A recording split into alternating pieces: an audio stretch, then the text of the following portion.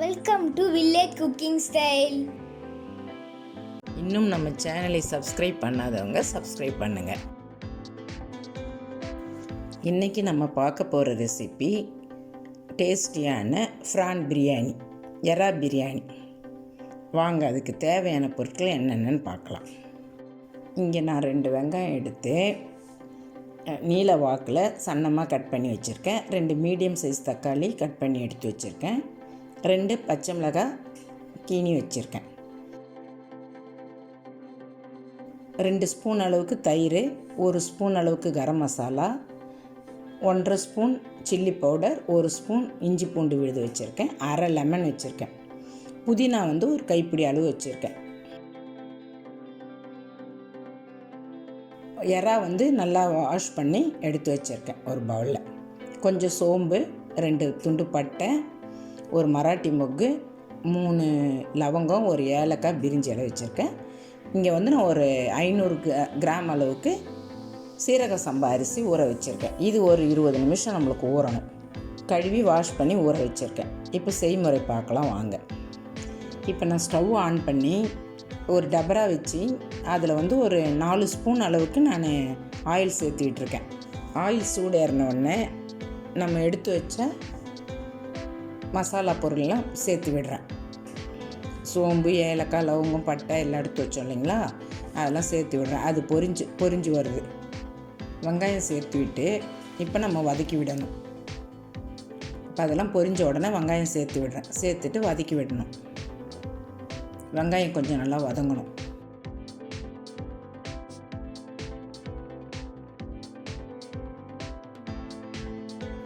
இப்போ நல்லா வதங்கி வந்திருக்கு பாருங்கள். இந்த ஸ்டேஜில் பச்சை மிளகாய் 2 எடுத்து வச்சோம் இல்லைங்களா, அதை இதில் சேர்த்து விடுறேன். சேர்த்து விட்டுட்டு வதக்கிறேன்.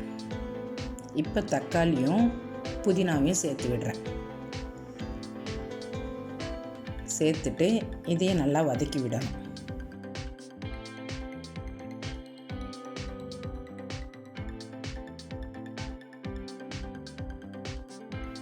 இப்போ பிரியாணிக்கு தேவையான உப்பும் சேர்த்து விடுறேன். உப்பு சேர்த்து வதக்கினா கல் உப்பு சேர்த்து விடுறேன். நீங்கள் சால்ட்டு போட்டுக்கலாம், தூள் உப்பு எது தேவைனாலும் போட்டுக்கலாம். அவங்கவுங்க தேவைக்கு ஏற்ற அளவுக்கு உப்பு சேர்த்துக்கலாம். இப்போ உப்பு சேர்த்தா நல்லா சீக்கிரம் வதங்கி வரும், தக்காளி மசிஞ்சு வரும். இப்போ நல்லா வதங்கி வருது பாருங்கள். இந்த ஸ்டேஜில் நான் எறாவை சேர்த்து விட்டு வதக்கி விடணும். எறாவை சேர்த்து விடுறேன்.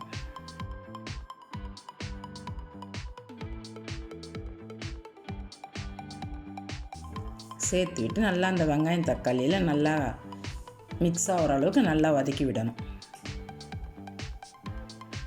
எல்லாம் சேர்ந்து நல்லா வதங்கணும். நம்ம இது மாதிரி வதக்கி விட்டால் தான் அந்த எசன்ஸ் இறங்கி நம்மளுக்கு நல்ல டேஸ்ட் கொடுக்கும். கொஞ்சம் மஞ்சள் பொடி சேர்த்து திரும்பவும் வதக்கி விடணும்.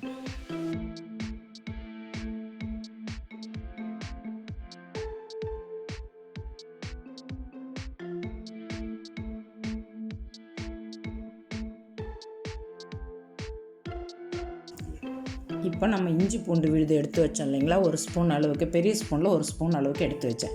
அதை போட்டு நம்ம வதக்கி விடணும். முதல்ல இஞ்சி பூண்டு விழுது சேர்த்துட்டா நம்மளுக்கு அடி பிடிக்கும், அடி கருகும். அதனால் நம்ம ப்ரான் எறாவை போட்டுட்டு நான் இஞ்சி பூண்டு விழுது சேர்க்குறேன். இப்போ சில்லி பவுடர் எடுத்து வச்சோம், அதையும் சேர்த்து விடுறேன். கரம் மசாலாவும் சேர்த்து விடுறேன். சேர்த்து விட்டு இப்போ நல்லா நம்ம கிளறி விடணும். எல்லாம் நல்லா மிக்ஸ் ஆகி கோட் ஆகிற மாதிரி, நல்லா எல்லாம் இதுவாகிற மாதிரி நம்ம நல்லா வதக்கி விடணும். எல்லாம் மிக்ஸ் ஆகி நல்லா வதங்கி வந்தால் தான் நம்மளுக்கு பிரியாணி டேஸ்ட்டாக இருக்கும்.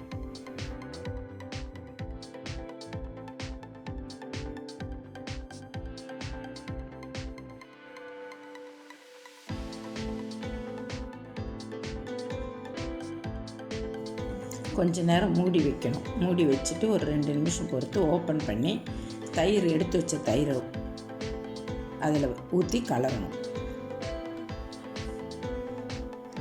எறா பிரியாணிக்கு தயிர் ஊற்றி கலரணும், நல்ல டேஸ்ட் வரும்.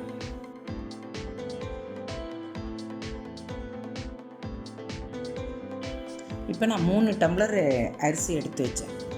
1 டம்ளர் அரிசிக்கு 2 டம்ளர் தண்ணி தான் நான் ஊற்றி விடுறேன். 3 டம்ளர் எடுத்து வச்சா 6 டம்ளர் தண்ணி சேர்த்துருக்கேன். நான் இங்கே சேர்த்துருக்கிறது சீரக சம்பா அரிசி. ஓப்பன் டபரால் செய்கிறதுனால நான் 1க்கு 2 ஊற்றிருக்கிறேன். இதுவே நம்ம குக்கரில் செய்கிறதா இருந்தால் 1 டம்ளர் அரிசிக்கு 1.5 டம்ளர் ஊற்றினா போதும். 2 விசிலில் இறக்கிடணும். மற்றதெல்லாம் இதே மெத்தட் தான். நம்ம குக்கர்லேயும் செய்யலாம். நான் இன்றைக்கி இங்கே வந்து டபராவில் செஞ்சுருக்கேன். அதனால் 1 டம்ளருக்கு 2 டம்ளர் தண்ணி ஊற்றிருக்கேன். நீங்கள் குக்கரில் செய்கிறதா இருந்தால் எல்லா மெத்தடும் இதே ஃபாலோ பண்ணிவிட்டு 1 டம்ளர் அரிசிக்கு 1.5 டம்ளர் தண்ணி சேர்த்துக்குங்க. 2 விசில் விட்டுடுங்க. 2 விசில் விட்டால் கரெக்டான பதத்தில் இருக்கும் சாதம். மூடி வச்சிருந்து கொஞ்சம் நேரம் பொறுத்து ஓப்பன் பண்ணி மறுபடியும் கலரி விடணும்.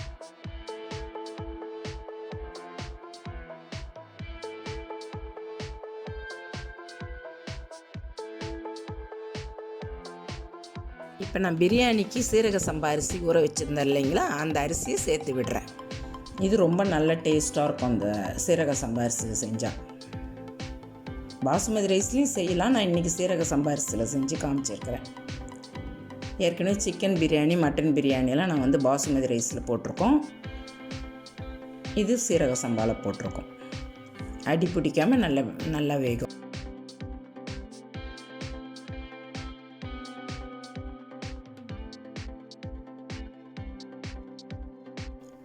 மூடி வச்சிருந்து கொஞ்சம் நேரம் பொறுத்து ஓப்பன் பண்ணி மறுபடியும் கலரி விடணும். நம்ம ஓப்பன் டபரால் சேர்த்தனால நம்ம ஒரு 2-3 டைம் கலரி விடணும். அப்போ தான் ஈவனாக எல்லா இடமும் அந்த மசாலா மிக்ஸ் ஆகி நல்லா கரெக்டான பதத்தில் வேகும்.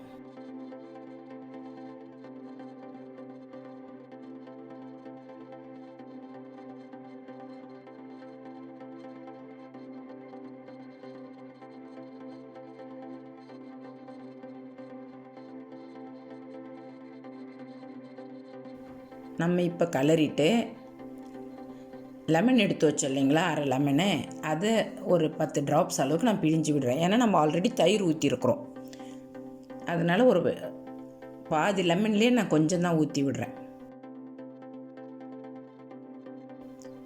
ஊற்றிட்டு இந்த ஸ்டேஜில் நம்ம பக்குவமாக கலரிட்டு இப்போ பாருங்கள் 75% ஆல்மோஸ்ட் சாதம் வெந்துடுச்சு. இப்போ நம்ம தட்டு பிளேட் போட்டு மூடிட்டு அது மேலே வெயிட் வச்சிடணும். ஸ்டவ்வை லோ ஃப்ளேமில் வச்சிடணும். சிம்மில் வச்சுட்டு நம்ம வந்து அது மேலே வெயிட் வச்சுட்டு ஒரு 5 மினிட்ஸ் அப்படியே விட்டுடணும். இது மாதிரி உரல் கல் இருந்தாலும் வைக்கலாம். அப்படி இல்லைன்னா நம்ம தண்ணி ஒரு பாத்திரத்தில், பெரிய பாத்திரத்தில் தண்ணி வச்சு எடுத்து வைக்கலாம். இப்போ ஒரு 5 மினிட்ஸ் கழித்து நான் ஓப்பன் பண்ணி பார்க்குறேன் பாருங்கள். இப்போ நம்மளுக்கு உதிரியாக நல்லா ரைஸ் பாருங்கள், உதிரியாக கரெக்டாக வெந்திருக்கு.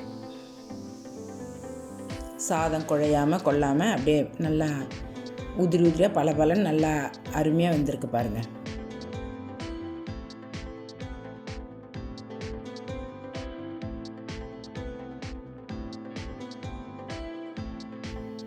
இப்போ நம்ம கொத்தமல்லி தழை தூவி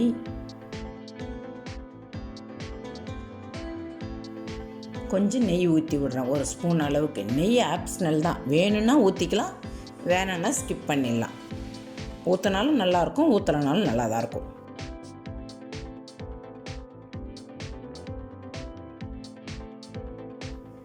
இப்போ பக்குவமாக கலரி விட்டு இப்போ நமக்கு அருமையான எறால் பிரியாணி ரெடி ஆகிடுச்சு. இப்போ நம்ம எடுத்து பிளேட்டில் வச்சு சர்வ் பண்ண வேண்டியது தான். நீங்கள் இதே மெத்தடில் செஞ்சிங்கன்னா கண்டிப்பாக இது மாதிரி உதிரியாக நல்லாயிருக்கும். பாசுமதி ரைஸில் செய்கிறதா இருந்தாலும் இதே ப்ராசஸ் தான், எல்லாம் ஒரே இது தான். குக்கரில் செய்கிறதா இருந்தால் தண்ணி மட்டும் கம்மி பண்ணிக்கணும், அவ்வளோதான். இங்கே நான் வந்து ஆனியன் ரைத்தா வச்சு சர்வ் பண்ணுறேன். மறக்காமல் ஒரு டைம் நீங்கள் ட்ரை பண்ணி உங்கள் ஃபீட்பேக் என்னன்னு சொல்லுங்கள். இந்த வீடியோ உங்களுக்கு பிடிச்சிருந்தா லைக் பண்ணுங்கள், கமெண்ட் பண்ணுங்கள், மறக்காமல் உங்கள் ஃப்ரெண்ட்ஸுங்களுக்கு ஷேர் பண்ணுங்கள். இன்னும் நம்ம சேனலை சப்ஸ்கிரைப் பண்ணாதவங்க சப்ஸ்கிரைப் பண்ணுங்கள். தேங்க்யூ.